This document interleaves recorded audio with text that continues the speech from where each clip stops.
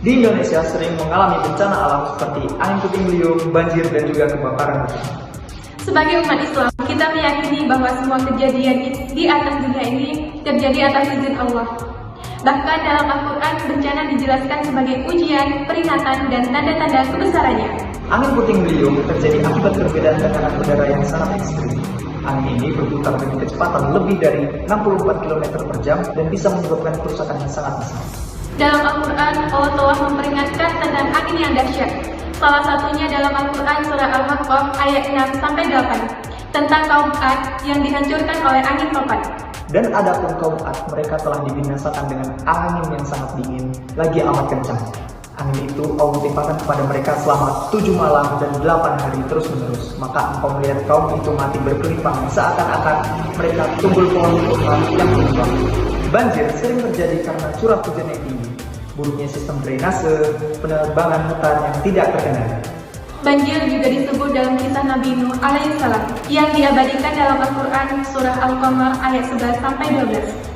Maka kami bukakan pintu-pintu langit dengan menurunkan air yang tercurah, dan kami jadikan bumi memancarkan mata-mata air tersebut. Maka bertemulah air-air itu untuk satu urusan yang telah ditetapkan.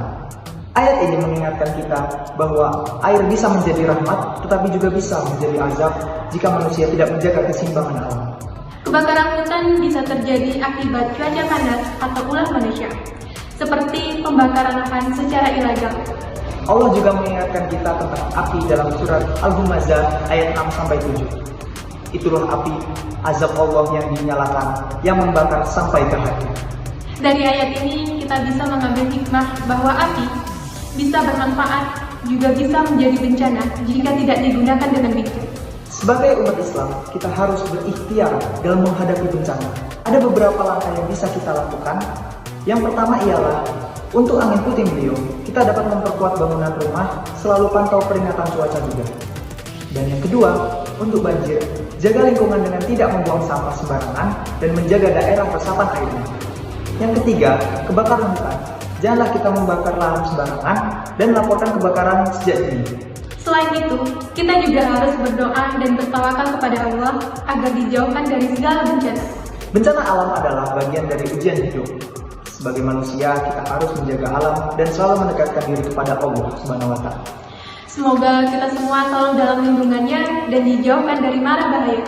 Terima kasih yang sudah menonton. Jangan lupa like, Share, dan subscribe. Semoga bermanfaat. Dah.